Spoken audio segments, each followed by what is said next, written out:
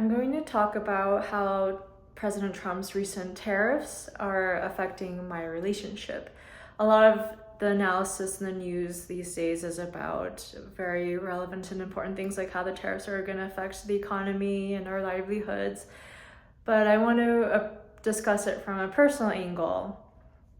So I'm going to call him my suitor because he's not my official boyfriend. He kind of feels uncomfortable saying that word, and I'm like, let's dig into that, shall we?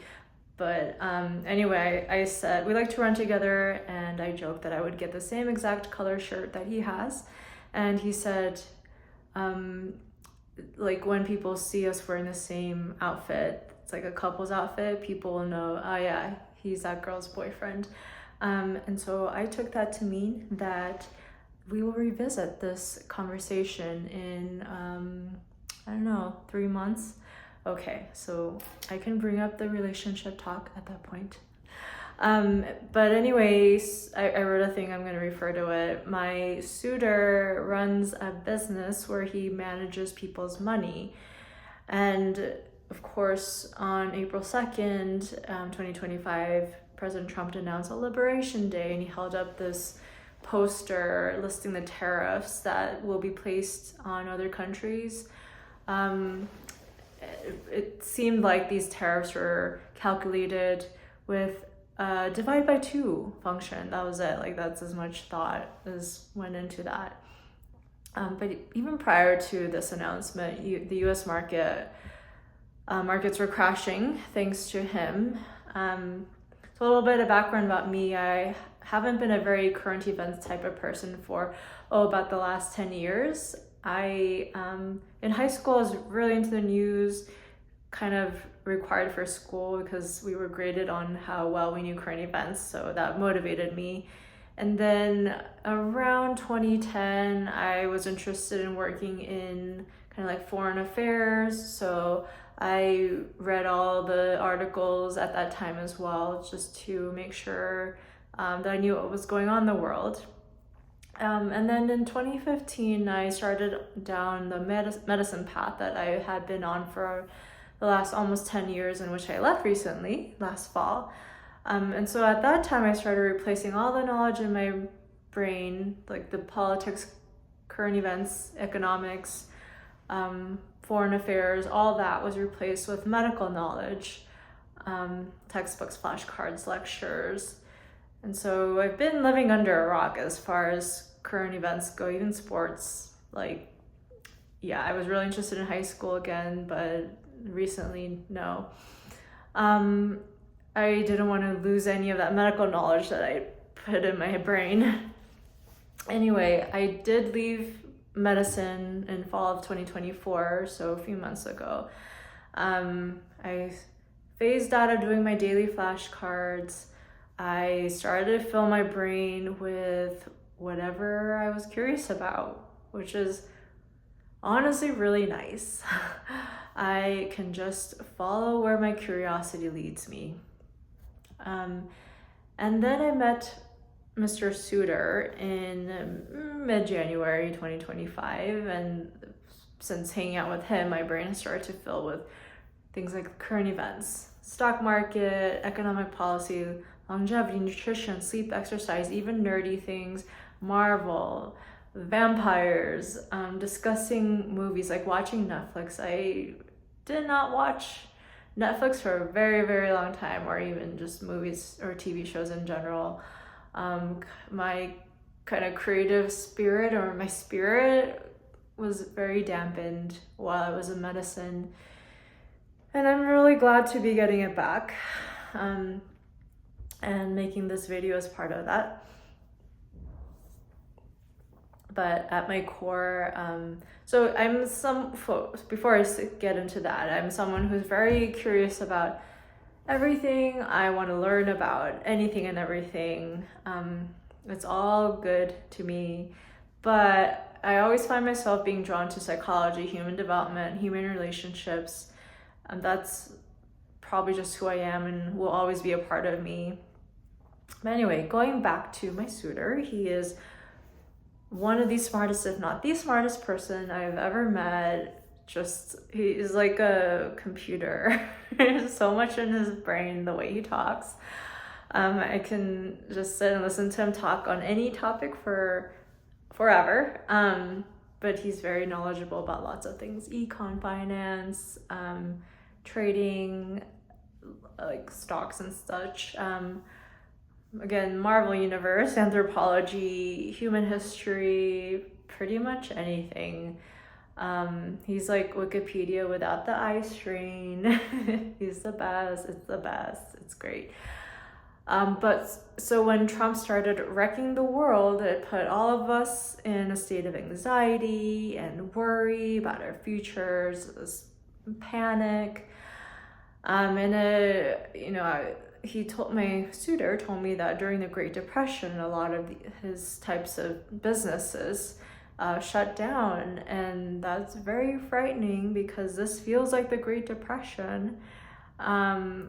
We're about to begin, and we know what happened in the past. Will that happen again? Like, his livelihood is his company. He's worried about losing it all, living on the streets, not being able to provide for his employees, and not just employees, but their young families. He's very close with one of the kids. They're like inextricably tied since the child's birth. It's a really, really special relationship, and it means a lot to him. And I know it would devastate him if he weren't able to kind of indirectly provide for her, and even directly. So, and I know that the child's parent would be able to find work. They're a very competent person, and no doubts there, but it does hurt. I can see that it would hurt him a lot. And so, okay, let's bring it back to me. Just kidding. But how does this affect me? He's under so much stress and pressure to take care of his people. He comes home and all he can do is crawl into bed. No energy or mental bandwidth to call or text anybody. And so this kind of decrease in communication on my end, given my insecure attachment style, it really brought up these feelings and memories of being broken up with in the past. And I was like, it feels like that. Just like this feels like the Great Depression. This feels like an impending breakup. And so basically for 3 days, I cried a lot. And then on that third day, I couldn't stop crying. I was like a mess. I went up to my room and I tried to calm down by pacing, and just like I told myself that I did nothing wrong, and I cried for my mom, for my dead grandma, for God, whom I do not typically pay much mind to. And I was like, the only way I can calm down is if I take a benzo or if I drink alcohol, and like I don't do either of those things, but these were on my mind. And I went into my bed, I crawled into bed, and I like couldn't stop writhing around. I was in such emotional like pain, like my chest hurt. I was like, am I gonna get Takotsubo syndrome? And eventually what I kept saying out loud was, I need help. And I remember 988, which is like a mental health hotline. So I was looking them up on my phone, and I realized that you can call them, you can text them. So I was like, I'm gonna pull it together enough to go back down to my laptop, and I messaged them online, and it was really great. They were super helpful.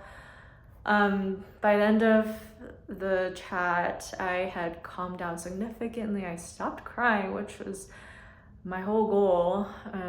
And during the chatting, I thought about my attachment style, his attachment style, and how, like, there was no actual evidence that he was mad at me, he was gonna break up with me. It was just all in my head. And toward the end of the chat, he called me, and he didn't sound mad at all. He was like had no idea I was going through this, and I realized, confirmed that it was all in my head as I suspected. And it really sucked not being able to stop crying for 3 days, but I learned something for the future, for the next time that I spiral. And basically we spent the weekend together and talked about what happened, and I told him my needs, like I needed at least to receive an emoji letting me know that you don't hate me and you're like still there. And we hung out and we listened to a lot of podcasts and analyzing the tariffs, people's opinions. We talked about how he would conduct a meeting for all of his clients the following week. I felt his depressive moods, and I just tried my best to be there for him, to listen, to support. He told me that the meeting went well, which was really great. I felt so relieved. I can't imagine how relieved he felt. My suitor is so strong, so kind, so caring. He truly cares for his people, and it's like really, really nice to see just what a strong community he's surrounded by, and how genuinely he cares and tries.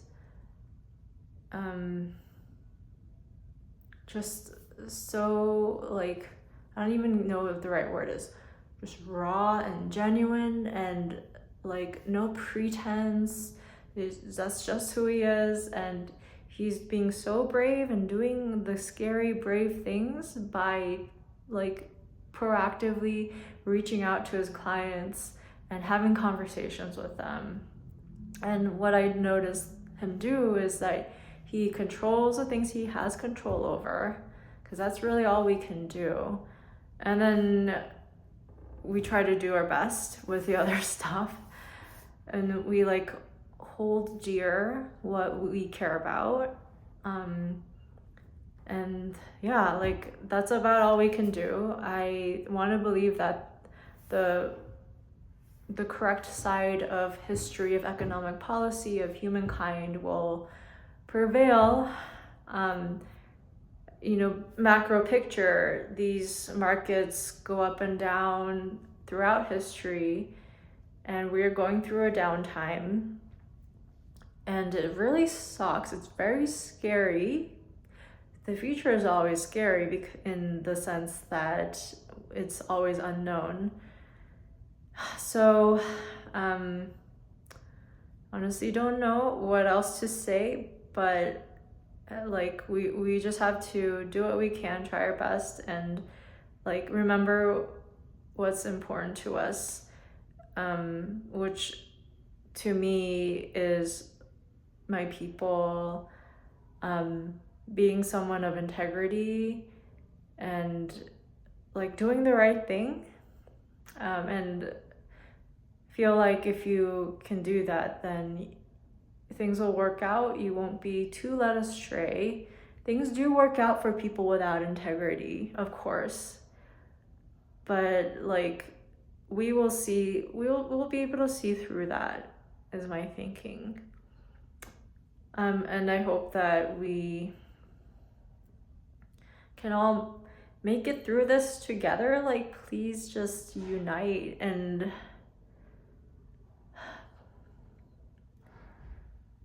don't blindly follow people because of some cult of personality. Use your own brain and think things through, and put in a little bit of work. It's going to require work, rather compared to just doing what someone tells you to do. But doing the work and having control over your life will help you feel like you have a little more agency and power and control over your life. And that's a very empowering feeling. And that's very important to us as humans, to have some semblance of control over something, even if it's super small. So I will end my thoughts there. Thank you for listening.